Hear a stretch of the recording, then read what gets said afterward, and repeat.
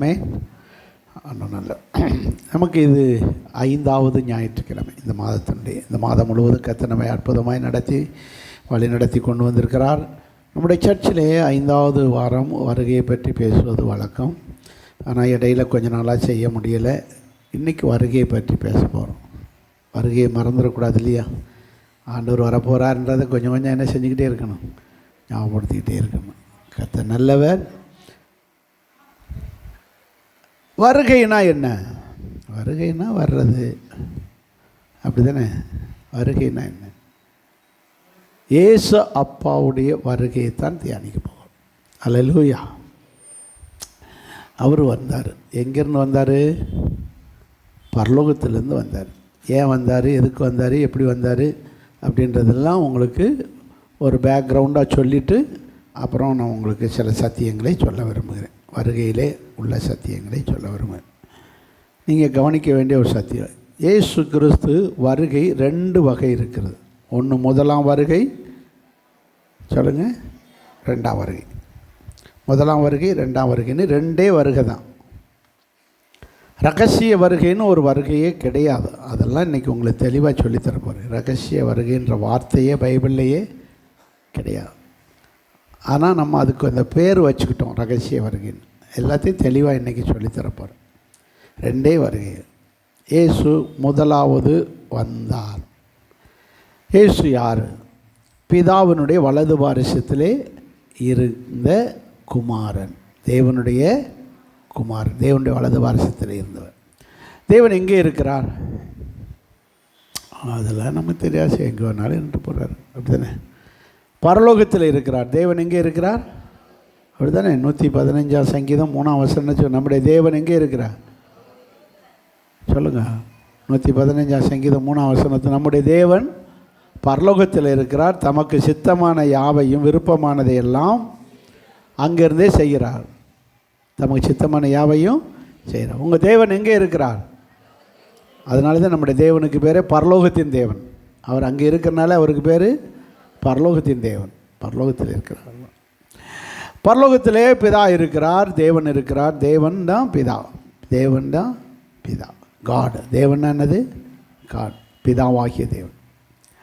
அவருடைய வலது வாரிசத்திலே குமாரனாகிய வார்த்தை. நம்மதே மனுஷனாக வந்த பிறகு தான் இயேசுன்ற பேர் வச்சோம். அதுக்கு முன்னாடி வர அவருக்கு என்ன பேர்? வார்த்தை. வார்த்தை. பரலோகத்தில் அவருக்கு பேர் வார்த்தை, தேவனுடைய வார்த்தை, வேர்டு. இந்த வேர்டுன்ற வார்த்தை தான், வார்த்தைன்ற வார்த்தை தான் ஓம் என்று சொல்லுவாங்க. ஓம் அது நிறைய இருக்குது. ஒரு நாளைக்கு போயிலே சொல்லித்தார். ஓம் வார்த்தை. இந்த வார்த்தையாகிய குமாரன் பிதாவின் வலது பாரிசம். இவர் பிதாவுக்கு சமமாக இருந்தார். பிதாவுக்கு சமம்னு 2 பேரும் சேர் போட்டு உட்கார்ந்தாலே என்ன அர்த்தம்? சமம். பரிசுத்த ஆவியானவர் எரிகிற தீபமாய் இடது பக்கத்தில் நிற்கிறார். இவர் வலது பக்கத்தில் உட்கார்ந்துருக்கிறார். 4 ஜீவன்கள் அவரை சுற்றிலும் இருக்கிறது. 4 பிரதான தூதர்கள் அல்லது ஜீவன்கள். 4 தூதர்கள், பிரதான தூதர்கள். அந்த தூதர்களுக்கு 6 சட்டைகள் இருக்குது. அவ்வாறு சட்டைகள். 2 சட்டைகளால் கால்களை மூடினது, 2 சட்டைகளால் முகத்தை மூடினது, 2 சட்டைகளால் பறந்து, அவ்வாறு சட்டைகள் உள்ள பிரதான தூதர்கள் 3 4 சேர். அப்புறம் 24 சேர் முன்னாடி 24 மூப்பர்கள் இருக்கிறாங்க. அதுக்கு அடுத்து 1000 தூதர்கள் இருக்கிறாங்க. இப்படி ஒரு அருமையான சர்ச்சு பரலோகம் ஆராதனை பரலோகத்தில் இருக்கிற இந்த தூதர்கள்லாம் ஆராதிக்கிறவர்கள். இந்த தூதர்களை ஆராதிக்க வைப்பதற்கு, இந்த தூதர்களை எல்லாம் ஒழுங்குபடுத்துவதற்கு, கண்ட்ரோல் பண்ணுவதற்கு ஒரு தூதனுக்கு அதிகாரம் கொடுத்தார். அந்த தூதனுக்கு பெயர் லூசிஃபர். யார்? லூசிஃபர். அது லூசிஃபராக இருந்தவன் லூசிஃபைலாக போயிட்டான். இந்த லூசிஃபர் பிரதான தூதன். இந்த பிரதான தூதன் முழு கண்ட்ரோல் வச்சிருந்தான். இந்த தூதர்களை 3 டிவிஷனாக பிரித்தான். ஒரு கேப் இல்லாமல் தேவனை ஆராதிப்பதற்காக 3 டிவிஷனாக இந்த தூதர்கள் பிரிக்கப்பட்டார்கள். ஒரு டிவிஷன் தேவனை என்ன செஞ்சுக்கிட்டு இருக்கோம்? ஆராதிச்சுடும். அவங்க ஆராதனை முடித்து வெளியே வர்றதுக்குள்ள அடுத்த டீம் போய் ஆராதிக்கிறதுக்காக ஒரு டீம் தூதர்கள் வெயிட்டிங்லேயே நிற்பாங்க. இன்னொரு டீம் ரெஸ்ட் எடுக்கும். அப்படி ரெஸ்ட் எடுப்பதற்காக அவர்களுக்கு உண்டாக்கின இடம்தான் பூமி. எது? பூமி. இந்த பூமியை தூதர்களுக்கு கொடுத்திருந்தார். தூதர்கள் தான் இந்த பூமியிலே வாழ்ந்தார்கள். அந்த தூதர்கள் பூமியில் இருப்பார்கள். ஒரு தூதர்கள் இங்கே இருப்பாங்க, ஒரு கூட்ட தூதர்கள் ஆயத்தமாக இருப்பார்கள் ஆராதிக்க, ஒரு கூட்ட தூதர்கள் உள்ள ஆராதிச்சுக்கிட்டு இருப்பாங்க. அவங்க ஆராதனை முடித்தோடனே ரெஸ்ட்டுக்கு பூமிக்கு வந்துடுவாங்க. ரெஸ்ட் எடுத்துருக்க தூதர்கள் போய் ஆயத்தமாக நிற்பாங்க ஆராதிக்க. அங்கே ஆயத்தமாக நின்றவங்க போய் உள்ளே போய் ஆராய்ச்சிக்கிட்டு இருப்பாங்க. ஸோ 2 டீம் மேலே இருக்கும், ஒரு டீம் பூமியில் இருக்கும். இந்த தூதர்கள் காலத்தில் தான் இந்த மிருகங்கள் இருந்தது. சுராசிக் பார்க், டைனோசர், பைபிளில் இருக்கிற பிகமோத், இதெல்லாம் யார் காலத்தில் உள்ளது? தூதர்கள் காலத்தில் உள்ள மிருகங்கள், ராட்சத மிருகங்கள். நான் சொல்கிற நல்ல ஹிஸ்ட்ரி புரிஞ்சுக்கோங்க, இந்த சம்பவத்தை புரிந்து கொள்ளுங்கள். இந்த தூதர்கள் இந்த பூமியிலே வாழ்ந்து இருந்தார்கள். இந்த தூதர்கள்லாம் தனக்கு கண்ட்ரோல் ஆகிறதை பார்த்து இந்த தூதர்கள் தன்னை ஆராதித்தா எவ்வளோ நல்லா இருக்கும்னு ஆசை வந்துருச்சு. யாருக்கு? இந்த தலைமை தூதனாக இருக்கிற லூசிபருக்கு ஆசை வந்து, இந்த ஆசை கூடி கூடி அது பெருமையாக வந்துருச்சு. என்ன பெருமை வந்துருச்சு? அந்த ஆசை பெருமையை உண்டாக்கியது. என்ன வந்தது? நான் ஒரு நாள் இந்த தேவனுடைய சிங்காசனத்துக்கு மேலாக என்ன செய்வேன்? சிங்காசனத்தை அமைப்பேன். அப்போது இந்த தூதர்கள் எல்லாம் என்னை வந்து என்ன செய்வார்கள்? ஆராதிப்பார்கள். அப்படின்னு மனசில் என்ன வந்துருச்சு? ஆசையும் பெருமையும் வந்துவிட்டது. இந்த பெருமை வந்த உடனே தேவன் அவனை அந்த பதவியிலிருந்து, தலைமை தூதன் பொறுப்பிலிருந்து அவனை பரலோகத்தை விட்டு தள்ளிவிட்டான். என் மூஞ்ச பரலோகத்துக்கே வராத போன்னு சொல்லிவிட்டான். அப்படி தள்ளப்பட்டபடினால் எங்கே வந்தான்? பூமிக்கு வந்தான். பூமியில் ஏற்கனவே ஒரு கூட்டம் மட்டும், 3ல் 1 பங்கு தூதர்கள் ரெஸ்ட்டில் இருக்காங்க. இவர்களை எல்லாம் வஞ்சித்து தன் கைவசப்படுத்தி கொண்டான். 2 பங்கு தூதர்கள் எங்கே இருக்கிறாங்க?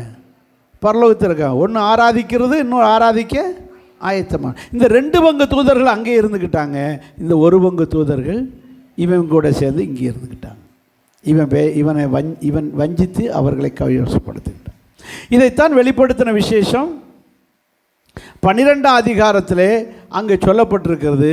3ல் 1 பங்கு தூதர்களை சொல்லுங்க. எத்தனை வசனம்? 4ஆம் வசனமா? தன் வாளால் வானத்து நட்சத்திரம்னா தூதர்கள், தூதர்களிலே 3ல் 1 பங்கை இழுத்து அவைகளை பூமியிலே விழத்தள்ளிற்று. இப்படி 3ல் 1 பங்கு தூதர்களை இந்த வலு சர்ப்பமாகிய பிசாசு தலைமை தூதன் வஞ்சித்து கொண்டான். அப்போது தூதர்களிலே 3ல் 1 பங்கு யாராக இருக்கிறார்கள்? பாவம் செஞ்சவர்களாக இருக்கிறார்கள், வஞ்சிக்கப்பட்டவர்களாக இருக்க. இவர்கள் தான் இன்றைக்கி இருக்கிற பிசாசுகள், சாமிகள், மாரியாத்தா, காளியாத்தா, எசக்கி, முனியாண்டி, முருகன், கிருஷ்ணன், எல்லாமே இவங்க தான். இவங்கெல்லாம் யார்? திருப்பதி, வெங்கடாச்சலபதி, எல்லாமே பாவம் செஞ்ச தூதர்கள். இவர்கள் பாவம் செஞ்சவர்கள். ஒரு காலத்தில் யாராக இருந்தவர்கள்? தூதராக இருந்தார். இங்கே மக்கள்கிட்ட, சில மக்கள்கிட்ட சாமியாக நடிக்கிறது, சில மக்களை பேயா. முனியாண்டி பிடிச்சிருக்குன்னு சொல்லி பேயார் நடிக்குது. இன்னொரு பக்கம் முனியாண்டி கோயிலுக்கு போய் கிடா வெட்டிட்டு வரேன்றான். முனியாண்டி அங்கே சாமியாகிறான், பேயாகவும் வரான். எசக்கி சாமியாக இருக்குது, எசக்கி பிடிச்சிருக்குன்னு பேயா துரத்துறான். அப்போ எது சாமி எது பேயின்னு இந்த ஜனங்களுக்கு கண்ணே தெரியல. இதுதான் நாமும் அப்படித்தான் இருந்தோம் ஒரு காலத்தில். இன்றைக்கி கண்ணை என்ன செஞ்சார்? திறந்து விட்டார். சரி, ஒரு பக்கம் போட்டும், இது ஒரு பக்கம். இப்படி தூதர்கள் வந்திருந்தாங்க. இதுக்கு பிறகு கடவுள் பார்த்தாரு, இந்த பூமியில் இந்த தூதர்கள் இருக்கக்கூடாது. பாவஞ்ச தூதர்கள் எங்கே இருக்காங்க? இந்த பூமியை அழிச்சிருவோன்னு சொல்லி இந்த பூமியை தண்ணிக்குள்ள முக்கிட்டார். ஏன்னா ஏற்கனவே இந்த பூமியை சுற்றிலும் என்னதான் இருக்குது? தண்ணி தான் இருக்குது, மேலேயும் தண்ணி கீழேயும் தண்ணி தான். வாசிங்க ஆதியாகமம் 1:7. சீக்கிரம் சீக்கிரம் எடுக்க, நிறைய சொல்லணும் சத்தியம். ஆகாய விரிவை உண்டு பண்ணி ஆகாய விரிவுக்கு கீழே இருக்கிற ஜலத்துக்கும் ஆகாய விரிவுக்கு மேலே இருக்கிற ஜலத்துக்கும் பிரிவு உண்டாக்கினார். அப்போ மேலேயும் தண்ணி கீழே இருக்கிற தண்ணிக்கு பேர் சமுத்திரம், கடல். மேலே இருக்கிற தண்ணிக்கு பேர் ஆகாய விரிவு, மழையாக பெய்யுது. ஸோ மேலேயும் தண்ணி கீழேயும் தண்ணி, மொத்தத்தில் பூமி உருண்டையை சுற்றி தண்ணி. புரியுதா? நம்ம எங்கே தான் உட்காந்துக்கிட்டு இருக்கோம்? தண்ணிக்குள்ளே தான் இருக்கோம். என்ன தெரியலை, விரித்து வச்சுட்டாரு. ஆகாய விரிவை பிரித்து வச்சுருக்காரு. இந்த பூமி என்னது? தண்ணி. அப்போ பார்த்தாரு, இந்த பூமியை என்ன ஆக்கிட்டாரு? தண்ணிக்குள்ள முக்கிட்டார்.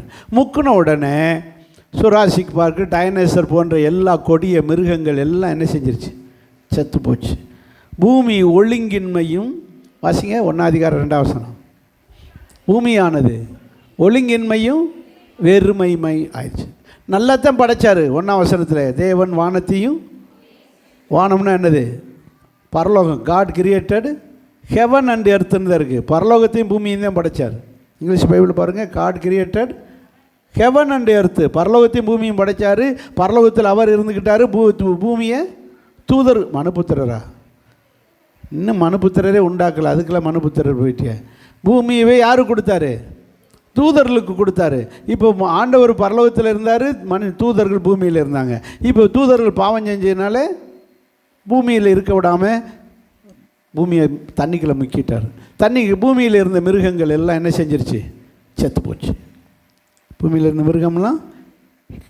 அதனால தான் யோபுக்கிட்ட கேட்குறாரு, டைனோசரை நீ அறிவாயோ, பிகமோத்தை நீ அறிவாயோ? இதெல்லாம் தூதர்கள் காலத்தில் நான் படைச்சி வச்சாங்க. தூதர்கள் காலத்தில் இந்த பூமியிலே மனிதனை படைக்கிறதுக்கு முன்பு யார் தான் வாழ்ந்தது? கதை கேட்குறீங்களா? சொல்லுங்க. உன் வாயை விரிவாய்த்தர கொட்டாவியால் நிரப்புவேன், நன்மையால் நிரப்புவேனா? சரி, வாயை திறக்கணும். அல்லையா? சொல்லுங்கள். அப்போது தூதர்கள் தான் இந்த பூமியில் வாழ்ந்தாங்க. இப்போ தூதர்களும் இருக்க முடியாத நிலைமை. இப்போ தண்ணிக்குள்ளே முங்கினதுனால தூதர்கள்லாம் வெளியேறி ஸ்பேஸில், ஆகாய மண்டலத்தில் இருக்கிறார்கள். எங்கே இருந்தாங்க? ஏன்னா அங்கேயும் போக முடியாது. எங்கே? பரலோகத்துக்கும் போக முடியலை, பூமிக்குள்ளேயும் இருக்க முடியலை. பூமியை தண்ணிக்குள்ளே முக்கிவிட்டார். அப்போது இந்த ஆவி தூதர்கள், பாவம் செஞ்ச தூதர்கள் ஸ்பேஸில் இருக்கிறாங்க, ஆகாய மண்டலத்தில் இருக்குது. அதனால தான் சாத்தானுக்கு பேர் ஆகாயத்தின் அதிகார பிரபு. என்ன பேர் அவனுக்கு? பைபிள் படிக்கிறீங்களா இல்லையா? பிரசங்கமாவது கேட்குறீங்களா இல்லையா? சாத்தானுக்கு இன்னொரு பேர் என்னது? ஆகாயத்து அதிகார பிரபு. ஆகாயத்தில் இருக்கான். இப்போ எங்கே இருக்கான்னா, சாத்தான் எங்கே இருக்கான்? ஸ்பேஸ், ஆகாயத்தில் இருக்கிறான். அவனோடு பாவம் செஞ்ச தூதர்கள் அங்கே இருக்காங்க. சில பேய்கள் இங்கே இருக்குது. இங்கேன்னா உங்கள்கிட்ட இல்லை, பூமியில் இருக்குது. எங்கே இருக்குது? பூமியில். வஞ்சித்து அந்தந்த ஊருக்கு ஏற்ற மாதிரி ஏமாற்றி வச்சுக்கிட்டு. சரி, இருக்கட்டும். சரி, இப்போ நான் சொல்கிறது புரிஞ்சுதான்? பூமியை ஒழுங்கின்மையும் வெறுமையும் ஆயிடுச்சு. இனி என்ன செய்யலாம்? பிதாவும் குமாரனும் டிஸ்கஸ் பண்ணுறாங்க. என்ன செய்யலாம்? இந்த தூதர்களுக்கு பறந்து போகிற அந்த பாடியாக இருக்கிறனால, உடம்பு இருக்கிறனால அப்படியே பறந்து போய் ஸ்பேஸில் இருந்துக்கிட்டாங்க. இனி படைக்கிற படைப்புகளுக்கு என்ன செய்ய? பறக்கிற உடம்பாக இருக்கக்கூடாது. அப்படியே என்னது படைச்சி வச்சா அங்கே தான் கிடக்கணும். அப்படி இருக்கிற மாதிரி ஒரு உடம்பை உண்டாக்கணும் அப்படின்னு சொல்லித்தான் இந்த உடம்பை படைச்சார். யாருக்கு? மனுஷனுக்கு. அப்போ தான் மறுபடியும் பூமியை எடுத்து தண்ணியை ரெண்டாக பிரித்து, மேலே கொஞ்சம் தண்ணி, கீழே கொஞ்சம் தண்ணி, இதுக்கு கடல் பேர், சமுத்திரம்னு பேர், அதுக்கு ஆகாய விரிவுன்னு பேர் வச்சு, அப்புறம் கொஞ்சம் வெட்டாந்தரையை உண்டாக்கி, அந்த வெட்டாந்தரையில் ஒரு தோட்டத்தை உண்டாக்கி, அதுக்கு ஏதேன்னு பேர் வச்சு, அதுக்கு பிறகு அதுக்குள்ளே ஒரு மனுஷனை உண்டாக்கினார். அந்த மனுஷன்தான் யார்? ஆதாம். இந்த மனுஷனை பறக்க முடியாத மனுஷனாக படைச்சார். தூதனை போல பறக்க முடியாத ஒரு மாம்சத்தை கொடுத்து படைச்சி வச்சார். மண்ணினாலே செஞ்சார். அப்புறம் அவனுக்கு துணையாக இருக்கிறது நல்லதில்லைன்னு அது வேகமாக சொல்கிறாங்க. விலாயெலும்பை எடுத்து யாரை செஞ்சார்? மனுஷியை செஞ்சார். மனுஷனா ஏவாள்னு என்ன செஞ்சார், பேர் வச்சு 2 பேரும் ஒற்றுமையாக இருங்கன்னாங்க. 2 பேரும் இருந்தாங்க. 2 பேரும் என்ன செஞ்சாங்கன்னு உங்களுக்கு முழு கதையும் தெரியும். பாவம் செஞ்சாங்க, தேவனுக்கு விரோதமான காரியத்தை செஞ்சாங்க. ரொம்ப ஆண்டவர் விசனப்பட்டார். ஐயோ இப்படி மனுஷனை போய் படைச்சி விட்டோமே. தூதனை படைத்தோம், அவனும் இப்படி துரோகியாக போயிட்டான். இந்த மனுஷனை படைத்தோம், இவனும் ஒரு துரோகியாக போயிட்டான். இப்படி நம்ம சொல்ல ஒன்றுமே பழத்தை சாப்பிடாதானா போய் பறித்து திங்கிறான்.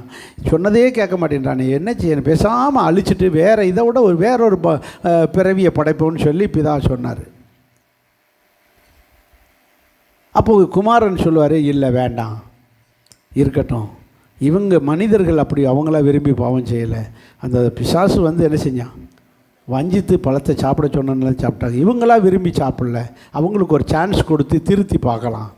நான் வேணா அவங்கள முயற்சி பண்ணி திருத்திருச்சேன். நீனே பொறுப்பை பார்த்துக்க, நீனே திருத்திக்க அந்த ஜனங்களை. எனக்கு இவங்க மூஞ்சிலே நான் முழிக்க மாட்டேன்னு போயிட்டார். பாவத்தை பாராத சுத்த கண். அது வேகமாக இருக்குது வசனம், பரவாயில்லையே. அல்லையா சொல்லுவோமாக. அதே மனுஷனை பார்க்கவே மாட்டேன்னு போயிட்டார்.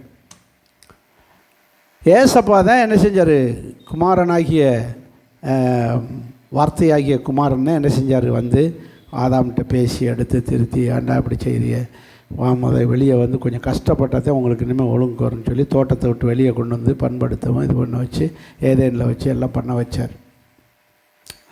அதுக்கு பிறகு பிள்ளையெல்லாம் பிறந்துச்சு. அப்புறம் ஒன்றும் சொன்ன வார்த்தை கேட்கல, ஒருத்தருக்கு ஒன்று வெட்டிக்கிட்டு அடிச்சுக்கிட்டு பிடிச்சிக்கிட்டு மறுபடியும் மனுக்குளம் யாராயிருச்சு, பாவிகளாக மாறிக்கிட்டே போனாங்க. அதுக்கு பிறகு பார்த்தாரு, இன்னும் இவங்களை ஒன்றும் திருத்த முடியாதுன்னு சொல்லி எல்லாத்தையும் அழிச்சிருவேன். அழிக்க போனால் ஒரு குடும்பம் கரெக்டாக இருக்குது. யார், நோவா குடும்பம். இந்த ஒரு குடும்பத்தை மட்டும் கைக்கில் வச்சுக்கிட்டு இவங்கள வச்சு வேறு பரிசுத்தமான ஒரு சந்ததியை உண்டாக்கிக்கிறோம் அப்படின்னு சொல்லி முழு உலகத்தையும் தண்ணினால் அழிச்சிட்டார். இந்த ஒரு குடும்பத்தை வச்சு பார்த்து ஒரு வழி பண்ணுவோன்னு நினச்சா அந்த குடும்பத்தையும் கெடுத்துவிட்டேன் அந்த சண்டால பாவி. யார், நான் நல்ல வருஷம் அந்த பக்கம் யார் போனானே தெரியாது. என்ன அப்படி தானே கெடுத்தது யார், சாத்தான். நோவா குடும்பத்தை கெடுத்தது யார், சாத்தான். அதுக்குள்ளே ஒருத்தர் நல்லா இருந்தார், ஆபிரகாம். யார், நோவா சந்ததியில் யார், ஆபிரகாம். ஆபிரகாம்கிட்ட இருக்கிற விசுவாசம், உண்மை, நேர்மை, ஒழுக்கம், பக்தி எல்லாத்தையும் பார்த்து பிதா ஃப்ளாட்டட் ஆகிட்டார். அப்படியே குமாரனாகி இயேசு சந்தோஷம் தாங்க முடியல, அவனை நண்பன்னு கூப்பிட ஆரம்பிச்சிட்டார். ஆபிரகாம் எப்படி சொல்கிறாரு, ரொம்ப கரெக்டாக இருந்தார். ஆபிரகாம் ரொம்ப கரெக்டாக இருந்தார், உண்மையாக இருந்தார், விசுவாசமாக இருந்தார். எல்லாத்தையும் பார்த்தோன்னே ஆபிரகாமை பார்த்து இவன் மூலம் ஒரு சந்ததியை உண்டாக்கி ஒரு பரிசுத்தமான சந்ததியை நம்ம இந்த பூமியில் ஃபார்ம் பண்ணிடணும், பிதாவுக்கு முன்னாடி ஒரு கரெக்டான ஒரு பர்ஃபெக்டான ஒரு கூட்டத்தை உருவாக்கிடணும் சொல்லி ஆபிரகாமின் சந்ததியாகிய இஸ்ரவேலர்கள் அல்லது யூதர்கள், என்னது இருக்கிறீங்களா இல்லையா, நானே சொல்லிடுவா, யூதர்கள் என்கிற இஸ்ரவேலர்களாகிய ஆபிரகாமின் சந்ததியை பரிசுத்த சந்ததியாக வளர்த்து கொண்டு வந்தார். அந்த கழுதைகளும் சொன்ன வார்த்தை கேட்காம பாகாலை கும்பிட்டுக்கிட்டு சேட்டை பண்ணிக்கிட்டு ஆட்டம் போட்டுக்கிட்டு இருந்து பார்த்தாங்க. இனி என்ன செய்யலான்னு யோசித்தார். இப்படி இருக்கிற நேரத்தில் தான்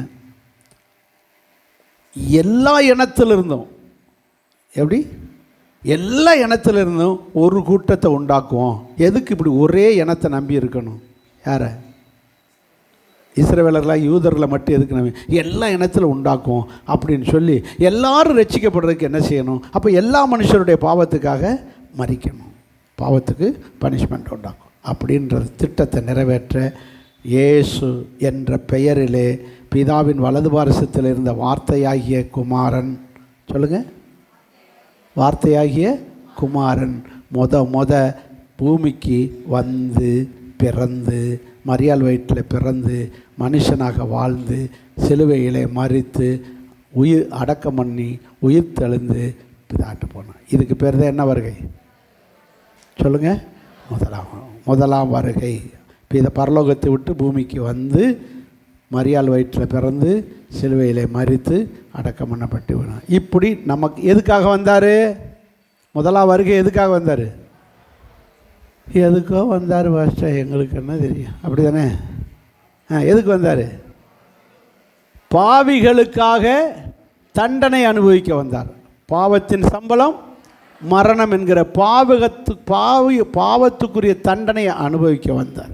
மரித்து ஏன் அனுபவிக்கிறாரு, இதன் மூலம் பாவிகளை பரிசுத்தவானாய் மாற்றி உலகம் முழுவதில் இருக்கிற எல்லா இனத்திலும் ஒரு கூட்ட ஆத்துமாக்களை ஆயத்தப்படுத்த வந்தார், உருவாக்க வந்தார். இப்போது அவர் மரித்ததுக்கு பிறகு யூதர்களை மட்டும் நம்பி இல்லை, நீ யூதனாக இருந்தாலும் சரி யூதன் அல்லாதவனாக இருந்தாலும் சரி, இயேசுவை ஏற்றுக்கிட்டியா வா பரிசுத்தமாகிறவனுக்கு பரிசுத்தமாகி சபைக்குள்ள வச்சுருவாங்க. அப்படி ஏற்றுக்கொண்டவங்களை பூரா சேர்த்து வச்சவங்களுக்கு பேர் தான் என்னது? சபை. ஊருக்கு சபையை ஆரம்பித்தார். ஊருக்கு சபையை வச்சு ஏவாமல் இயேசுவை ஏற்றுக்கொள்கிறானோ வா அவனுக்கு பாவ மன்னிப்பு கொடுத்து பரிசுத்தமாக்கி சபைக்குள்ள வச்சுக்கிறார். அப்படி ஆக்கப்பட்டவங்க தான் நீங்களும் நானும். அல்லையா? சொல்லுங்கள் பார்க்கலாம். இப்படி இது நடந்துக்கிட்டு இருக்குது. அவர் வந்ததுக்கு பிறகு, மரித்ததுக்கு பிறகு 2000 வருஷமாக இது நடந்துக்கிட்டு இருக்குது. இனி ஒரு தடவை வரப்போகிறார். யார்? இயேசு. ஏன் வர்றாரு? பிலிப்பியர் 3:20 டக்கு நடுங்க நீ வசனம்.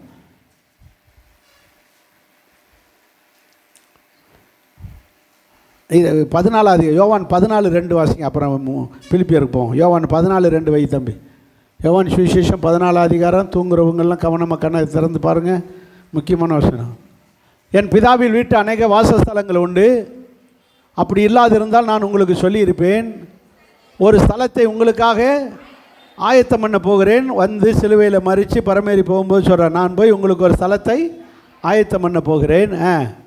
நான் போய் உங்களுக்காக ஒரு ஸ்தலத்தை ஆயத்தம் பண்ணின பின்பு நான் இருக்கிற இடத்துல நீங்களும் இருக்கும்படி நான் மறுபடியும் உங்களை என்னிடத்திலே சேர்த்து கொள்ளுவேன். மறுபடியும் இதுக்கு பேர் என்ன வருக? சொல்லுங்கள். அப்போ ஒரு தடவை வந்தார், சிலுவையில் மரிச்சார், முடிச்சுட்டு போயிட்டார். இப்போ என்ன செய்ய போகிறாரு? மறுபடியும் வருவார். எதுக்கு? நம்மளை சேர்த்து கொள்ள வருகிறார். அப்போ ரெண்டாவது வருகை. எதனால தான் சொல்கிறாரு? பிலிப்பியர் இப்போ வாசிங்க 3:20. சொல்லுங்கள்.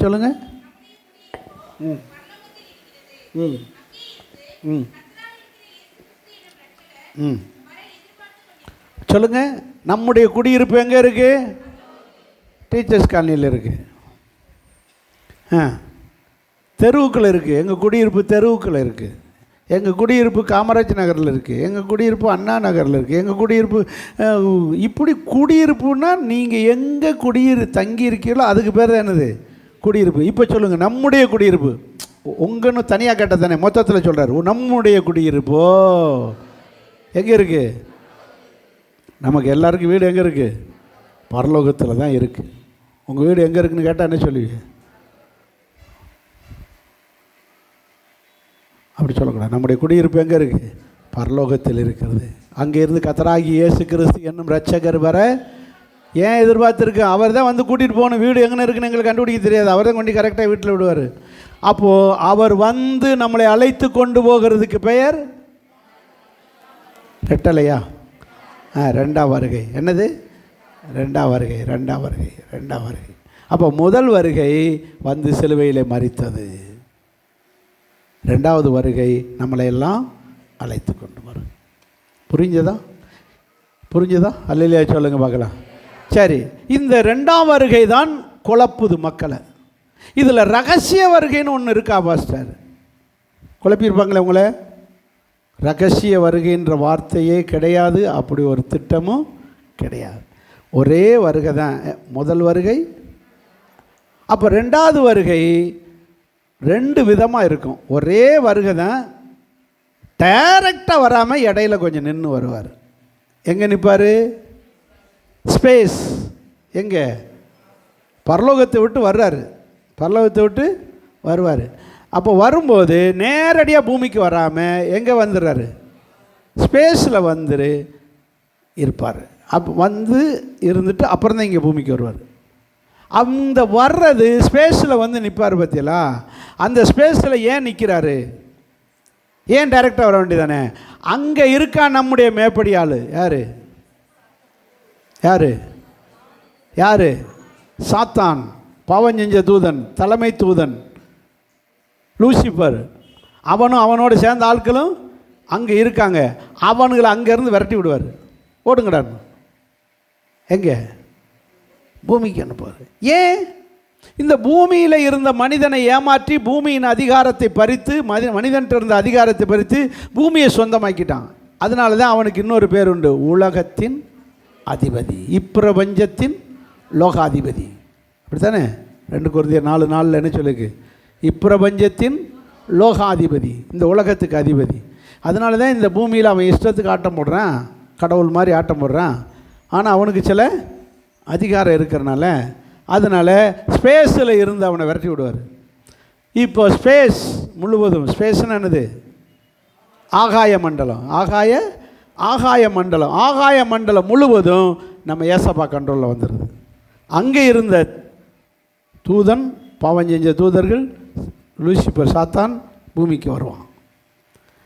பூமியில் இருக்கிற விசுவாசிகள், ஆயத்தமாக இருக்கிற விசுவாசிகள், பரிசுத்தமாக இருக்கிற விசுவாசிகள் மட்டும் எடுத்துக்கொள்ளப்படுவார். எல்லா கிறிஸ்தவர்களும் போக மாட்டாங்க. யார் மட்டும்? உண்மையாக இருக்கிற பரிசுத்தமாக இருக்கிறவர்கள் மட்டும் எடுத்துக்கொள்ளப்படும். இந்த எடுத்துக்கொள்ளப்படுதல் வெளியிலேயே தெரியாது, வெளியவே தெரியாமல் போயிடும். அந்த அளவுக்கு அது ஒரு ரகசியமாக நடக்கிறதுனால அதுக்கு என்ன பேர் வச்சிட்டோம்? ரகசிய வருகைன்னு பேர் வச்சோம். ரகசிய வருகின்ற ஒரு வருகையே இல்லை. அவர் ஒரே அடியாக வந்தார், வந்த இடத்துல அங்கே நின்றுக்கிட்டார். எங்கே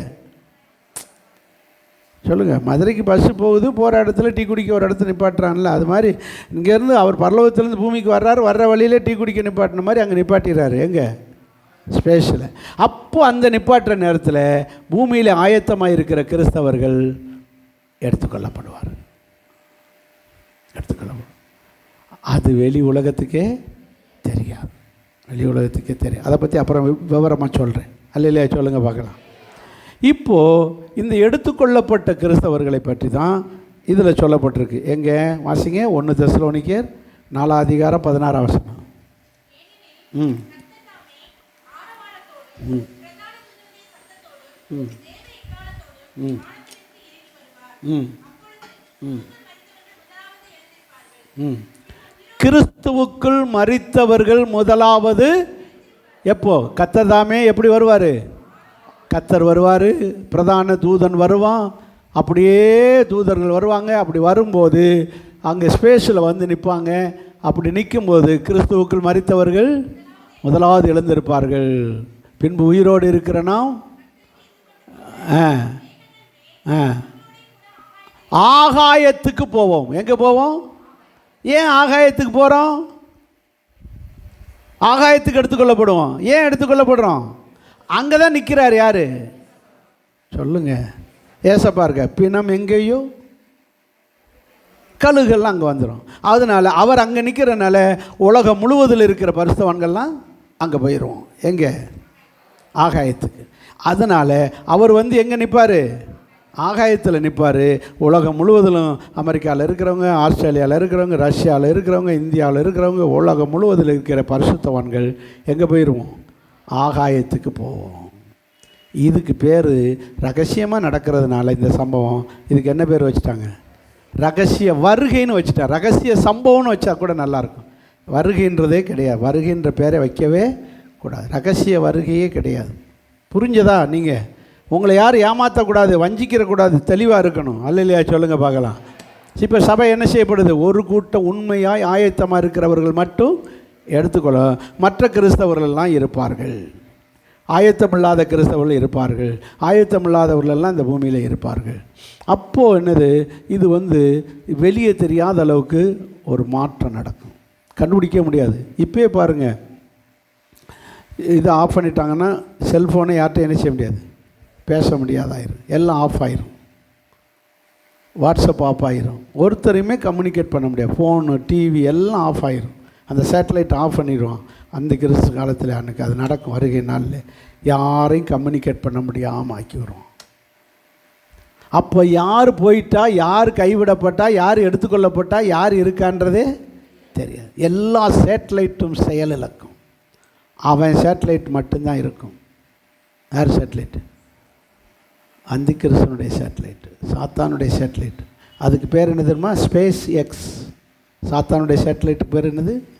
ஸ்பேஸ் எக்ஸ். எக்ஸ்னா நபர், ஸ்பேஸில் இருக்கிற நபர். இப்போ இருக்குது. அதுக்கு தலைவன் யார்? Elon Musk. யார்? அமெரிக்காவில் இப்போ ட்ரம்ப்பு கூட இருந்தவன் எலன் மாஸ்க். பெரிய ஆள் அவன், சாதாரண ஆளுங்க. அவன் தான் இன்றைக்கி உலகத்திலே நம்பர் 1 பணக்காரன். எலன் மாஸ்க் வெளியே தெரியாது. அமெரிக்க அரசாங்கத்துக்கு இணையாக தனி இது வச்சு நடத்திக்கிட்டு இருக்கான். உலக நாடுகள் பூரா அவனுக்கு பயப்படுது. அவன் நினச்சான்னா அந்த நாட்டினுடைய சேட்டலைட்டை பூரா அவன் செயலிழக்க வச்சுருவான்.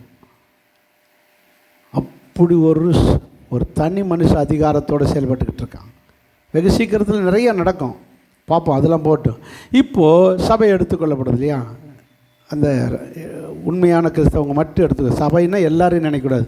உண்மை கிறிஸ்தவர்கள் மட்டும் என்ன செய்யப்படுவார்கள்? எடுத்துக்கொள்ளப்படுவார். இந்த சம்பவத்துக்கு இந்த இந்த இந்த இந்த இந்த சம்பவத்தை என்னைக்கு நடக்கும்ன்றது தெரியாது. இப்போ வாசிங்க மத்தேயு 24 அதிகாரம் 44 வசனம். நீங்கள் நினையாத நாளிகையிலே மனுஷகுமாரனாகிய இயேசு வருவார். ஆதலால் நீங்களும் எப்படி இருங்க? ஆயத்தமாக இருங்கள். சொல்லுங்க, நீங்களும் ஆயத்தமாக இருங்கள். இல்லை 36 வசனம். அந்த நாளையும் அந்த நாளிகையையும் பிதா ஒருவர் தவிர ஒருவனும் அறியான். அதனால் எப்போ வரப்போகிறாரு, என்னைக்கு வரப்போகிறாரு நமக்கே தெரியாது.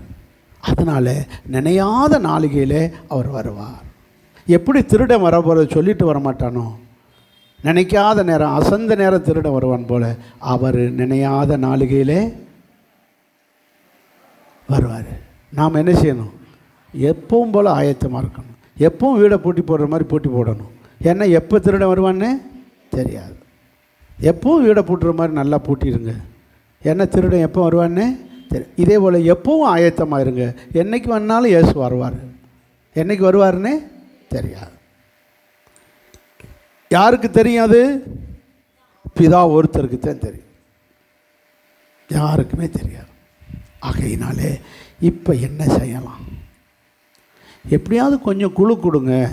எப்போ வருவார்ன்றதுக்கு ஒரு ஐடியா, ஒரு குழு கொடுங்க. இப்போ மழை வரப்போகுதுன்னா என்ன செய்வோம்? ஒரு குளிர்ந்த காற்று அடிக்கும், ஒரு காற்று வீசும், கொஞ்சம் மேகங்கள்லாம் வரும். அப்படி மேகங்கள்லாம் ஒரு கருப்பு மேகங்கள் வரும். அப்படி ஒரு குழு கொடுக்குற மாதிரி வர்றது மாதிரி. அப்படின்னா என்ன அர்த்தம்? என்ன வரப்போகுதுன்னு அர்த்தம்? மழை வரப்போகுது. அதுபோல் ஏதாவது ஒரு குழு கொடுங்கன்னு கேட்டாங்க. நான் கேட்கல, சீஷர்கள் ஏசப்பாட்டை கேட்டாங்க. சீஷர்கள்லாம் ஏசப்பாட்டை குழு கேட்டாங்க. ஏதாவது ஒரு ஐடியா கொடுங்க, ஒரு குழு கொடுங்க, நாங்கள் கொஞ்சம் ரெடி ஆகிக்கிறோம்ல அப்படின்னு சொன்னாங்க. அப்போ தான் அவர் ஒரு 1-2 குழு கொடுத்துருக்காரு. அதை மட்டும் பார்த்து முடிக்க போகிறோம். சந்தோஷம் தானே? அல்லேலூயா. சரி வாசிங்க. முதலாவது 37 வசனம். என்ன குழு? 24-37. நோவா காலத்தில் இயேசு வரும்போதும் நடக்கும். சொல்லுங்கள். நோவா காலத்தில் எப்படி நடந்துச்சோ அதுபோல் இயேசு வரும்போதும் நடக்கும். இதை புரிஞ்சுக்காங்க, உங்களுக்கு வருகை எப்போ இருக்குன்னு தெரிஞ்சிடும். அப்படியா? நோவா காலத்தில் என்ன நடந்துச்சுன்னு எங்களுக்கே தெரியாது. தண்ணி வந்துச்சு, உலகம் அழிஞ்சதுதான் எங்களுக்கு தெரியும் அப்படின்னு நம்ம நினச்சிக்கிட்டு இருக்கோம். நோவா காலத்தில் என்ன நடந்துச்சு தெரியாதுல்ல? எத்தனை பேர் தெரியும்? நோவா காலத்தில் என்ன நடந்துச்சு தெரியுமா? தெரியாது. தெரியும்ல என்னென்ன நடந்துச்சுன்னு கீழே லிஸ்ட்டு கொடுக்குறாரு. வாசிங்க. எப்படி அனில்?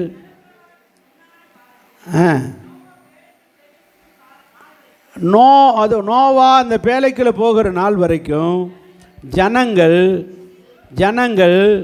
புசித்து குடித்து பெண் கொண்டு பெண் கொடுத்து வாழ்ந்தார்கள்.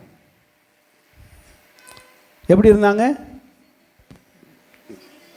சாப்பிடணும், தின்னணும், டீசெண்டாக சொல்லுங்கள், புசிக்கணும், குடிக்கணும், கல்யாணம் பண்ணணும், பொண்ணு எடுக்கணும், பொண்ணு கொடுக்கணும், ஜாலியாக இருக்கணும். இதே இன்னைக்கு நடக்குது. 2 நாளைக்கு முன்னாடி முகூர்த்தம், எத்தனை கல்யாணம். பிள்ளையார் சதுர்த்தியை விட அடுத்த நாள், பிள்ளையார் சதுர்த்திக்கு அடுத்த நாள் கல்யாணம், முகூர்த்த நாள். எப்படி பாருங்கள், ஒரே பெண்ணு கொடுக்க, பெண் எடுக்க, கல்யாணம் கட்ட, ஆட்டே அப்போ கல்யாணம்னா என்ன அர்த்தம்? அவங்க 2 பேரும் கட்டிக்கிட்டு இருக்காங்க. நமக்கு என்ன ஆயிட்டான்?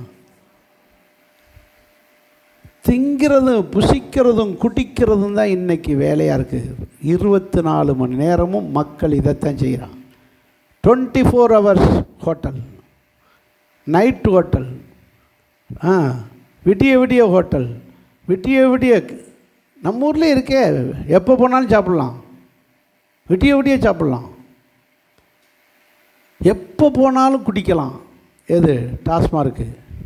இந்த 2 மணி 3 மணி 4 மணிக்கு எப்போனாலும் வந்து குடிச்சிட்டு போய்கிட்டு இருக்காங்க. குடிக்கிறதும் 2 நடந்துக்கிட்டே இருக்குது. இப்போவே புரிஞ்சுக்கோங்க, இப்போ டாஸ்மார்க் 10 மணி வரை மூடணுன்னு சொல்லியிருக்காங்க, ஆனால் விடிய விடிய விற்கிறாங்க. சொல்கிறதே அப்படி சொல்லுவாங்க, ஆனால் செய்கிறது பூரா விற்றுக்கிட்டே இருக்காங்க, சாப்பிட்டுக்கிட்டே இருக்காங்க, குடிச்சிக்கிட்டே இருக்காங்க. ஒரு பக்கம் சாப்பிட்றதும் நடக்குது, ஒரு பக்கம் குடிக்கிறது நடக்கிறது. இதிலேருந்து தெரிஞ்சு போச்சு நம்ம எந்த காலத்தில் இருக்கோம். நோவா காலத்தை போல் வாழ்ந்துக்கிட்டு இருக்கோம். அப்போது ஆண்டுடைய வருகை சமயம். தெரியாமல் குடித்தவங்க இப்போ பப்ளிக்காக சர்ச்சு வாசலுக்கிட்டே உட்காந்துக்கிட்டு குடிச்சிக்கிட்டு இருக்காங்க. பப்ளிக்காக வாங்கி வச்சுக்கிட்டு குடிச்சிக்கிட்டு பொம்பளையை குடிக்காமல் இருந்தாங்க. இப்போ புருஷனே வாங்கிட்டு போய் வீட்டில் உட்காந்து 2 பேரும் உட்காந்துக்கிட்டு என்னமோ காப்பி குடித்த மாதிரி 2 பேரும் ஊற்றி குடிச்சிக்கிட்டு இருக்காங்க. பொண்டாட்டி புருஷனும் சேர்ந்து குடிச்சிக்கிட்டு இருக்காங்க. பொம்பளை பிள்ளைகள், கல்லூரியில் படிக்கிற பிள்ளைகள் எல்லாம் வந்து டாஸ்மார்க்கில் வாங்கிட்டு போகுது. எல்லோரும் குடிக்கிறாங்க, எல்லோரும் திங்கிறாங்க, எல்லோரும் குடிக்கிறாங்க. எல்லாம் பொண்ணு கட்ட வைக்க இது பண்ண லவ்விங் டுகெதர் அது இதுன்னு பார்த்தீங்கன்னா உலகம் சிற்றின்பத்திலே பாவத்திலே உழன்று கிடக்கிறது. யார் காலத்தை போல்? இதுவே வருகை மிக சொல்லுங்கள். இதுக்கு முன்னாடி இந்த கலாச்சாரம் இல்லை. ஒரு 30-40 வருஷத்துக்கு முன்னாடி இந்த கலாச்சாரம் இல்லை. கலாச்சாரம் பைபிள் பிரகாரம் நோவா காலத்தை போல் இருக்கிறது. இதனால் என்ன வருகிறது? பலவிதமான அழிவு வருகிறது. வாசிங்க அடுத்த வசனம் 39. ஜலப்பிரளயம் வந்து அனைவரையும் வாரிக்கொண்டு போக மட்டும் உணராது இருந்தார்கள். அழிவு வருகிறது, அக்கிரமம் பண்ணுறாங்க, அதுக்கேற்ற அழிவு வருது. எங்கே பார்த்தாலும் தண்ணியினால் அழிவு, விபத்தினாலே அழிவு, அதனால் அழிவு, கொள்ளை நோயினால் அழிவு, பூகம்பத்தினால் அழிவு, பூமி அதிர்ச்சினால், எரிமலையினால் அழிவு, எல்லா அழிவுகள் நடந்துக்கிட்டே தான் இருக்குது. ஆனாலும் மக்கள் சொல்லுங்கள் செத்துக்கிட்டு தான் இருக்காங்க. டப்பு டப்பு டப்பு டப்புன்னு டெய்லி பார்த்தீங்கன்னா பூ சிந்திக்கிட்டே போகுது. எங்கடா போகிறாங்கன்னா கொண்டு புதைக்க போகிறாங்க, எரிக்க போகிறாங்க. சுடுகாட்டுக்கு டிக்கெட் போய்கிட்டே இருக்கு. ஆனாலும் ஜனங்கள் விபத்தை பற்றி பார்க்குறோம், ஆனாலும் விபத்துக்கு பயம் இல்லை. விபத்துக்கு ஆனாலும் ஸ்பீடை குறைக்க மாட்டேன்றான். ஸ்பீடு பிறக்கிறதுனாலும் தாவிக்கிட்டு போகுது வண்டி, குதிச்சுக்கிட்டு போகுது வண்டி. ஆனாலும் மக்கள்கிட்ட பயமே இல்லை. அப்படி ஒரு செத்துருவோமேன்ற உணர்வு இல்லை. உணர்வில்லாமல் இருக்கிறார்கள், உணர்வில்லாமல் இருக்கிறார்கள். நோய், இது விபத்து எல்லாம் வருது உணர்வு. நம்ம இதிலேருந்து என்ன தெரிஞ்சுக்கிறோம்? ஆண்டவர் வரப்போகிறாரு, சபையை எடுத்துக்கொள்ளப்பட போகிறாரு, உண்மை கிறிஸ்தவர்கள் எடுக்க போகிறாரு என்பதை புரிந்து கொள்ளுறதுக்கு தான் இதெல்லாம் நடக்குது. அல்லேலூயா சொல்லுவோமா? எல்லோரும் சேர்ந்து ஒரு அல்லேலூயா சொல்லுவோமா? சரி, 2வது ஒரு குழுவை பார்க்க போகிறோம். வேண்டாமா? வேணுமா? அல்லேலூயா சொல்லுங்க. அப்போ இந்த கிட்டலாம் சொல்லலை, வேண்டாம்னா முடிச்சிருவோமா? என்ன ஆத்மாவே கர்த்தரை சொல்லுது. 32 வசனம் 24-32. அத்திமரத்தினாலே 32 தம்பி 38 வச்சுருக்கேன். அத்திமரத்தினாலே ஒரு உவமையை கற்றுக்கொள்ளுங்கள். அத்திமரத்தை வச்சு ஒரு காரியத்தை கற்றுக்கொள்ள போகிறோம். என்னது? இளங்கிளைகள் தோன்றி துளிர் விடும்போது வசந்த கால சமீபம் ஆயிற்று என்று அறிவீர்கள். வசந்த கால இங்கே ஒரு பெரிய டிரான்ஸ்லேஷன் மிஸ்டேக் இருக்குது. நான் இப்போ உங்களுக்கு எடுத்து சொல்ல போகிறேன். அத்திமரத்தினாலே ஒரு உவமையை, அத்திமரத்தை வச்சு படிக்க போகிறோம். அத்திமரம்னா என்ன? அத்திமரம்னா அத்திப்பழம் பார்க்கிற ஒரு அத்திமரம், அப்படி தானே? அத்திமரம் என்பது உலகத்தில் இருக்கிற எல்லா பழங்களை விட விலை உயர்ந்த பழம் தான் என்ன பழம் சொல்லுங்கள்?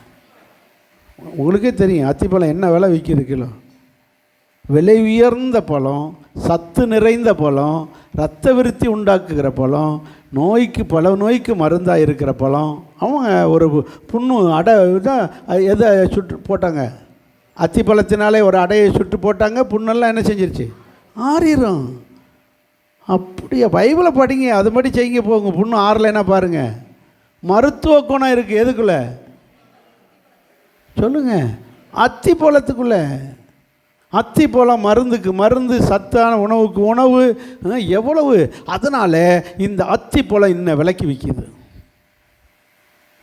அதுக்குள்ளே பாருங்க, பொடி பொடி பொடி விதையாக இருக்கும். அம்புட்டும் மருத்துவ குணம்.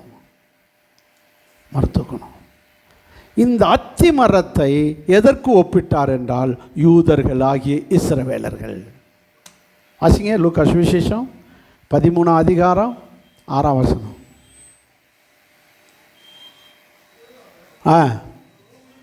ஒரு ஊமை கதை சொன்னார். ஊமைன்னா என்னது? கதை, குட்டி கதை. என்ன சொன்னார்? அத்தி மரத்தை, திராட்சை தோட்டத்துக்குள்ள அத்தி மரத்தை வைப்பாங்களா? திராட்சை தோட்டம் பார்த்தவங்க அல்லேலூயா சொல்லுங்கள். ஒன்றும் பார்க்கலையா? அப்புறம் ஏன் அல்லேலூயா காணோம்? திராட்சை தோட்டத்தை பார்க்கலையா? கம்பத்துக்கு போங்க, இங்கிட்டு திண்டுக்கல் பக்கம் போங்க, என்ன பார்க்கலாம்? திராட்சை தோட்டத்தை பார்க்கலாம். திராட்சை தோட்டத்துக்குள்ளே தோட்டம் முழுவதும் என்ன போட்டுருவாங்க? புடலங்காய்க்கு போட்ட மாதிரி என்ன போட்டுருவாங்க? பந்தல் போட்டுருவாங்க. அந்த பந்தலில் தான் எது காய்க்கும்? திராட்சை பழம் காய்க்கும். திராட்சை பழம் காய்க்கும். இப்படி பந்தல் போட்டு திராட்சை தோட்டம் முழுவதையும் மூடி வச்சிருக்கையில் இந்த திராட்சை தோட்டத்துக்குள்ளே வைப்பாங்களா? வளர்ப்போமா? பந்தலை கிழிச்சிக்கிட்டு ஒரு தோட்டத்தை. இதே போல் இந்த உலகம் என்கிற திராட்சை தோட்டத்துக்குள்ளே விரும்பி ஒரு மரம் வர்றது. என்ன மரம்? யூதர்கள் என்கிற இஸ்ரவேலர்கள் என்கிற அத்தி மரத்தை வச்சா. இது திராட்சை தோட்டத்தை கெடுக்கிறது. யாராவது திராட்சை தோட்டத்துக்கு போய் அத்தி மரத்தை வைப்பாங்களா? ஆனால் வச்சார். அந்த அளவுக்கு அத்தி மரத்தை நேசித்தார். யாரு? ஏசப்பா. அத்தி மரன்றது யாரு? அப்போ உலகத்தில் இருக்கிற மக்களை விட யூதர்களை தேவன் நேசித்தார். அவர்கள் அத்தி மரம், நம்மெல்லாம் திராட்சை தோட்டம். நம்மெல்லாம் திராட்சை தோட்டம், அவங்கெல்லாம் அத்தி மரத்தை வளர்ந்து. அந்த அத்தி மரத்தில் கனி இல்லை என்று சொன்னபோது இந்த திராட்சை தோட்டத்தை இது கெடுக்குது, இது என்ன செஞ்சு போடு, வெட்டி போடு இந்த யூதர்களை அப்படின்னு சொன்னார். யூதர்கள் உலக மக்களை கெடுக்கிறானுங்க அப்படின்னு சொல்லி ஒரு கதை சொன்னார். இது கதை, யூதர்களுக்கும் நமக்கும் உள்ள சம்பவத்தை வச்சு ஒரு கதை சொன்னார். அது இன்னொரு தனி பிரசங்கம் இன்னொரு நாளைக்கு சொல்லித்தரேன். அல்லையா சொல்லுங்கள் பார்க்கலாம். ஸோ இந்த அத்திமரம் என்பது யாரை காட்டுகிறது? யூதர்கள். இப்போ வாங்க மறுபடியும் மத்திய 24:32. அத்திமரத்தினாலே ஒரு ஓமையை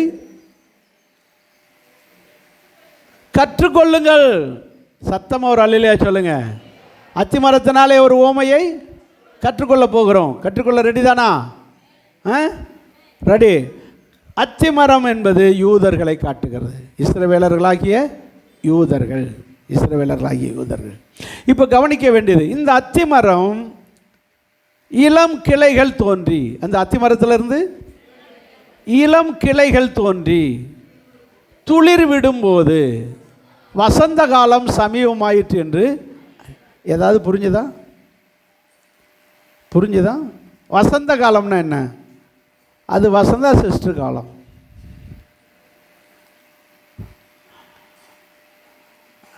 ஆனால் அவங்க தான் வசந்தான்னு பேர் வச்சுருவாங்க. வசந்தன் கோ பேர் வைக்கிறாங்கல்ல. அந்த வசந்தம் என்றது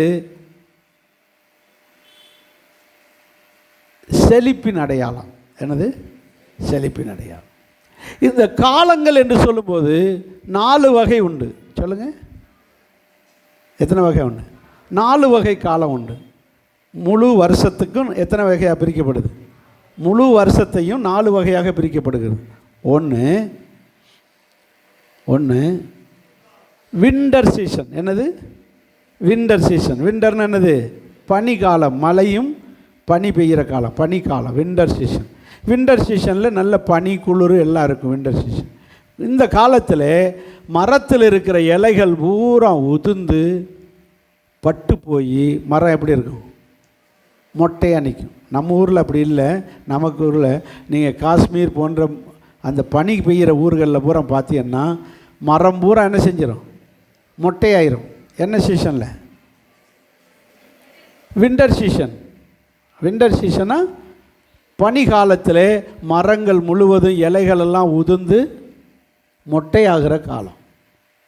இது என்ன காலம்? பனிக்காலம். ரெண்டாவது காலம், அது முடிஞ்ச உடனே, இந்த பனிக்காலம் முடிஞ்ச உடனே வெயில் ஆரம்பிக்கிற காலம். என்ன ஆரம்பிக்குது? வெயில் ஆரம்பிக்கிற காலம். பனி ஓஞ்சி வெயில் இந்த காலத்தில் இந்த இலை அந்த மரத்தில் பூரா என்ன செய்யும்? இளம் கிளைகள் தோன்றி அப்படியே இலைகள் உண்டாகிற காலம். இளம், அது இங்கிலீஷில் சொல்லும்போது யங் லீஃப். இளம் இளம் இலைகள், இளம், அது முத்தின இலை, பிஞ்சு இலை, அந்த இளம் இலைகளுக்கு பேர் தான் யங் லீஃப்.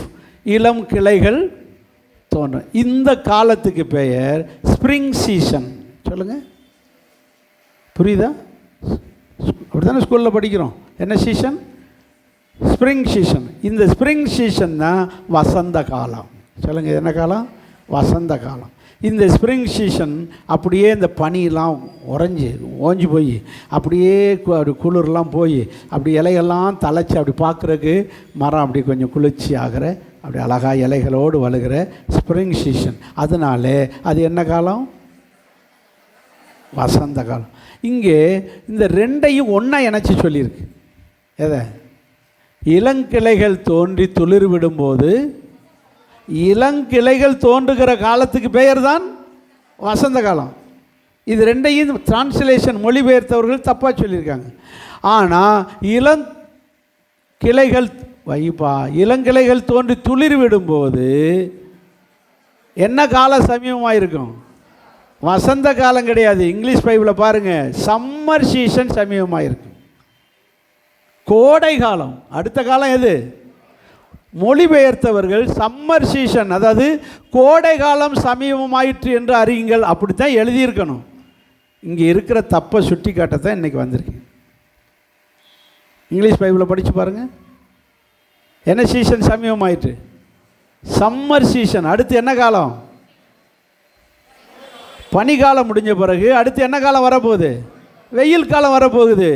கோடை காலம் வருது. மே மாதம் மண்டே உடைக்க போகுது. புரிஞ்சவங்க இல்லையா சொல்லுங்கள். ஸோ ஃபஸ்ட்டு சீசன் இலை ஊதுருகிற விண்டர் சீசன்.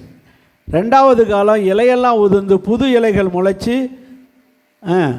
மரத்தை செழிப்பாக்குகிற வசந்த காலம், ஸ்ப்ரிங் சீசன். மூன்றாவது கோடை காலம், வெயில் காலம், சம்மர் சீசன். புரிஞ்சுதா? புரிஞ்சுதா? அல்லையா சொல்லுங்கள். இப்போது நான் சொல்லுகிறத நல்லா கவனிச்சுக்கங்க.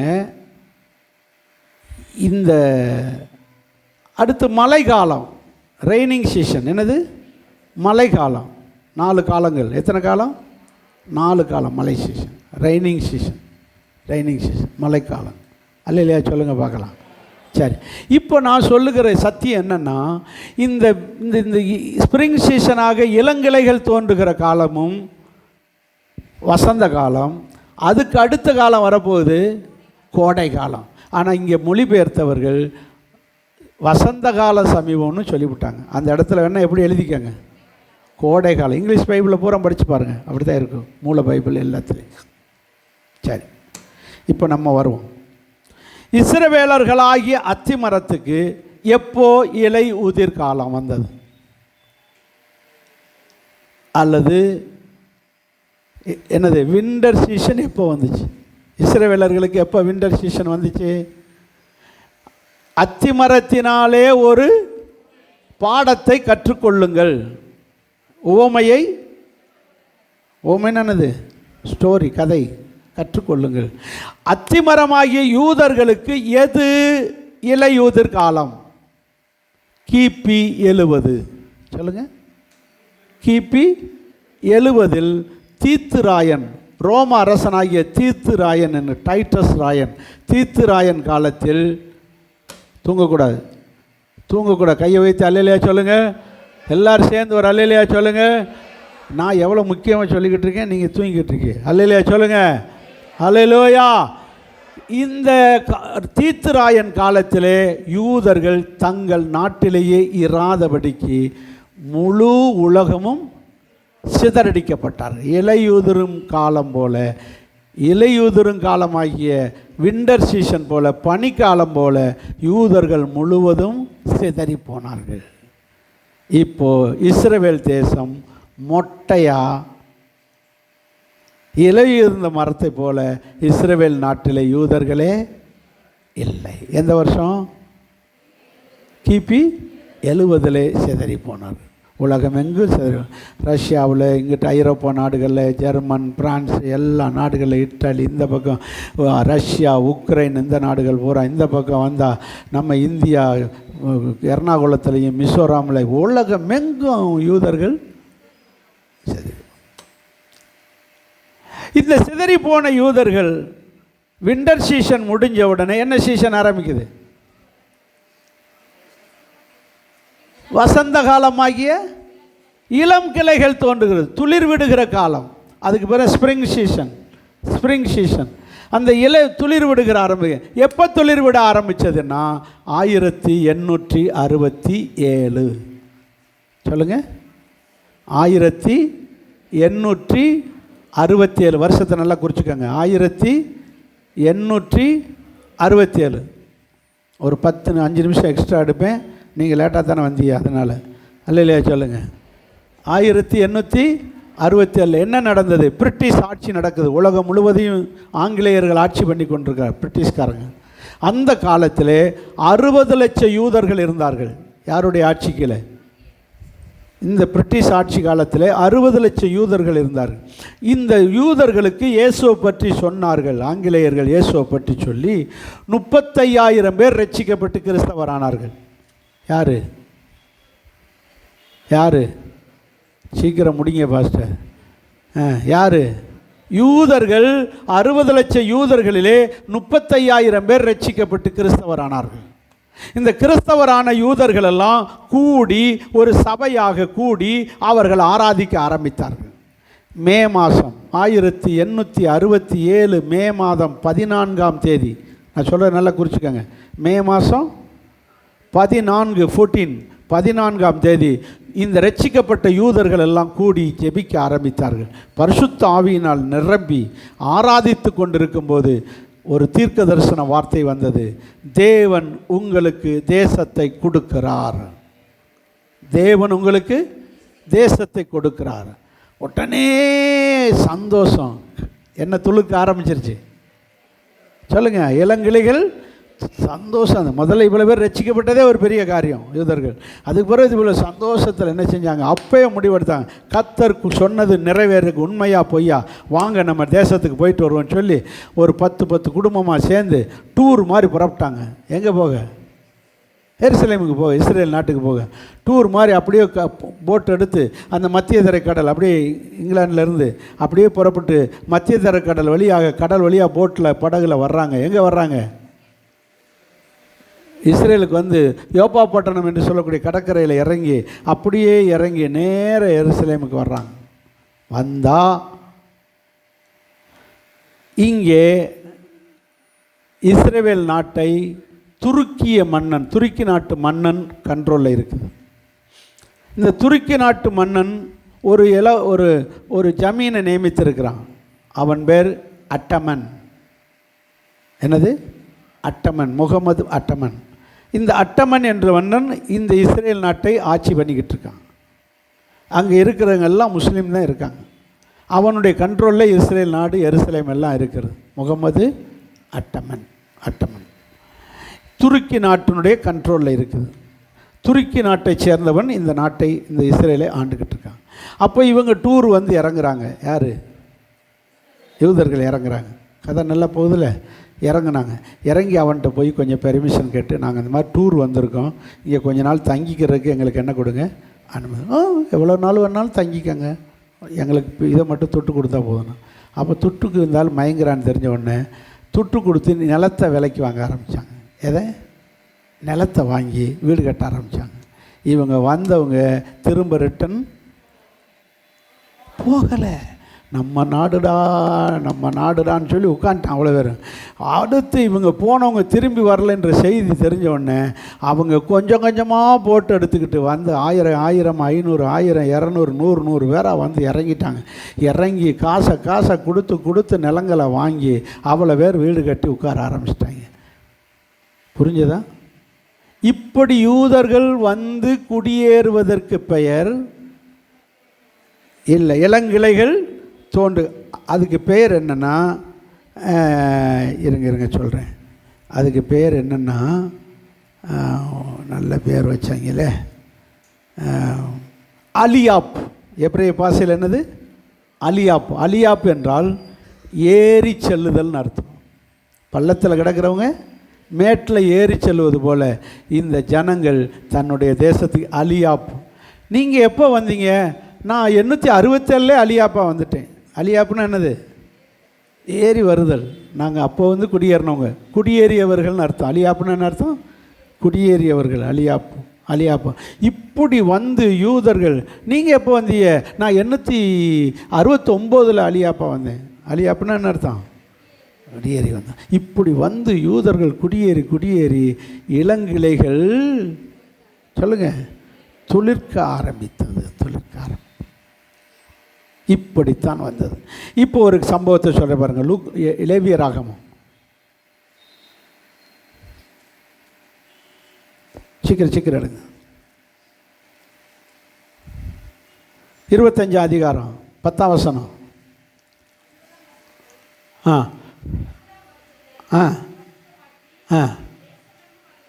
50வது வருஷம் 8ஆம் வசனத்தை வாசிங்க, அப்போ உங்களுக்கு புரியும்.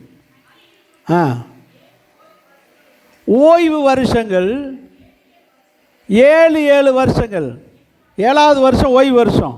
இப்படி 7 வருஷம் கழித்து ஒரு ஓய்வு வருஷம், அடுத்த 7 வருஷம் கழித்து ஒரு ஓய்வு வருஷம். இப்படி எத்தனை ஓய்வு வருஷம்? 7 ஓய்வு வருஷம். அப்போ 7 49 வருஷம். 8ஆம் வசனத்துடைய கடைசி வேறு பாருங்க. 7 ஓய்வு வருஷங்களும் 49 வருஷமாகும். 49 வருஷம் முடிஞ்சு 50வது வருஷம் என்ன வருஷம்? யூப்ளி வருஷம். அடுத்த வசனம் பாருங்க. என்ன வருஷம்? பரிசுத்த வருஷம் ஆகி விடுதலையை கூற கடவீர்கள். அந்த வருஷம் உங்களுக்கு யூப்ளி வருஷம். யூப்ளி வருஷம்னா என்ன அர்த்தம்? விடுதலையின் வருஷம். உங்களுக்கு விடுதலையை கூற கடவீர்கள். அந்த வருஷத்திலே உங்களில் ஒவ்வொருவனும் தன் காணி ஆட்சிக்கு திரும்ப கடவன். அவன் அப்போ 50வது வருஷம் யூதர்களுக்கு என்ன வருஷம்? விடுதலை வருஷம். அதுக்கு பேரு யூப்ளி வருஷம். இப்போ வாங்க, 1867 வர ஆரம்பிச்சாங்க. கரெக்டாக 50வது வருஷம்னா எத்தனை வருஷம் வரும்? 1917 சொல்லுங்க. 1967 50வது வருஷம் எது? 1867. அதுக்கு அடுத்து 50 வருஷம் கழிச்சு என்ன வருஷம்? 1917. 1917 என்ன நடந்தது? 14 17 வரைக்கும் முதல் உலக யுத்தம் நடந்தது. அந்த முதல் உலக யுத்தம் ஃபர்ஸ்ட் வேர்ல்டு வார், அதில் 14 17 வரைக்கும் நடந்தது. அந்த யுத்தத்தில் இங்கிலாந்தாகிய பிரிட்டிஷ் ஆட்சி உலகத்தை ஜெயித்தது. உலக வல்லரசாக மாறினது. பிரிட்டிஷ் கண்ட்ரோலில் உலகம் முழுவதும் வந்தபோது அந்த வருஷத்தில், அந்த முதலாம் உலக யுத்தத்தில் இந்த துருக்கி நாடு தோற்று போனது. அட்டமன் தோற்று போனான், பதவி நீக்கம் செய்யப்பட்டு கொல்லப்பட்டான். இப்போ இஸ்ரேல் நாடு யார் கண்ட்ரோலுக்கு வந்துருச்சு? பிரிட்டிஷ்காரன் கண்ட்ரோலில் வந்தது. ஜெனரல் எட்வர்டு சொல்லுங்கள். ஜெனரல் எட்வர்டு அலம்பி, அவர் பேர் ஜெனரல் எட்வர்டு அலம்பி என்பவர் அந்த நாட்டை முழுமையாக கண்ட்ரோலுக்குள்ளே கொண்டு வந்தார். ஜெனரல் எட்வர்டு அலம்பி அவர் கண்ட்ரோலுக்குள்ளே வந்துருச்சு. ஒரு கிறிஸ்தவன் கையில் இஸ்ரேல் நாடு வந்த உடனே பிரிட்டிஷில் இருந்த 60 லட்சம் யூதர்கள் டபக்குன்னு எங்கே வர ஆரம்பித்தாங்க சொல்லுங்கள். இவன் ஒரு ஆர்டர் போட்டான், யாருனாலும் இஸ்ரேலுக்கு இனிமேல் யூதர்கள் போகலாம், எருசலேமில் போய் நீங்கள் குடியிருக்கலாம் என்று அனுமதி கொடுத்தான். யார்? அத்தி மரம் துளிர் விட்டு என்ன காலம் வந்துருச்சு யூதர்களுக்கு? வசந்த காலம் வந்துருச்சு. என்ன காலம் வந்துருச்சு? வசந்த காலம். எப்போ வந்துச்சு? 1917. அல்லையா சொல்லுங்க.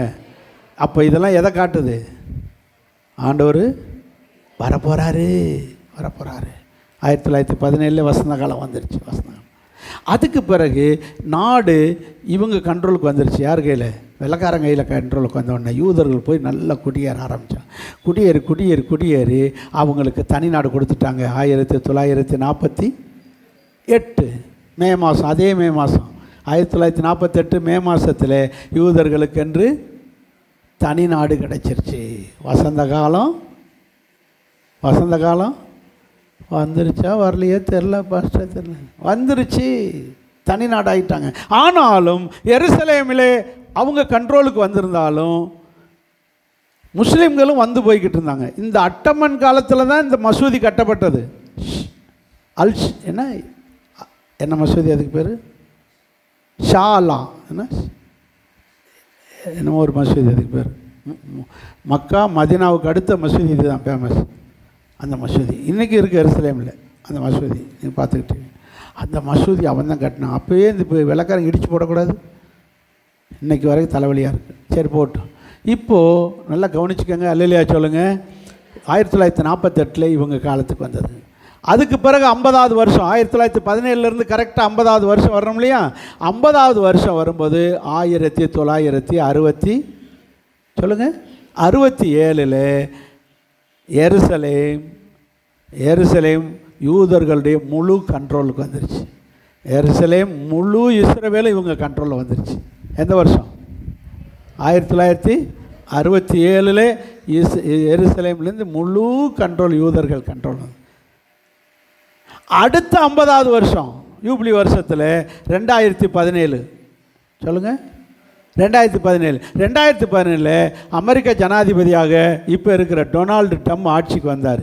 அவர் வந்த உடனே எருசலேமை யூதர்களுடைய தலைநகராக அறிவித்தார். அப்போ 50 வருஷத்துக்கு ஒருக்க அவங்களுக்கு ஒரு விடுதலை வந்துக்கிட்டே இருக்குது. யாருக்கு? 50 வருஷத்துக்கு ஒருக்க விடுதலையின் வருஷம் வந்துக்கிட்டே இருக்குது. விடுதலை வந்துக்கிட்டே இருக்குது. இப்படி யூதர்களுக்கு என்ன வருஷமாக இருக்குது? விடுதலையின் வருஷம் வந்துக்கிட்டே இருக்கு. புரிஞ்சுதா? இப்போ இந்த காலத்துக்கு பிறகு, வசந்த காலத்துக்கு பிறகு எது சமீபமாக இருக்குது? என்ன காலம்? கோடை காலம்னா என்ன அர்த்தம்? வெயில் காலம், ஆபத்து காலம். வீட்டை விட்டு வெளியே போக முடியாது. வெயில் மண்டையை உடைக்குது. ஃபேன் இல்லாமல் இருக்க முடியாது, ஏசி இல்லாமல் இருக்க முடியாது, தண்ணி இப்படி ஒரு ஆபத்தான காலம். என்ன காலம்? அதுதான் அந்திக்கிறிஸ்து ஆட்சியாகிய சாத்தான் ஆட்சி வரப்போகுது. அந்த சாத்தான் ஆட்சி வர்றதுக்கு முன்னாடி ஏசப்பா வந்து நம்மளை என்ன செஞ்சுட்டு போகிறாரு? எடுக்க போகிறாரு. ஆயத்தமாகவும், வருகை மிக சமீபம். வசந்த காலம், அது கோடை காலமாகி அந்திக்கிறிஸ்து ஆட்சி வரப்போகுது. அதுக்குள்ளே நாம் ஆயத்தமாகவும். கர்த்தர் நம்மை ஆசீர்வதிப்பாராக. ஆமென்.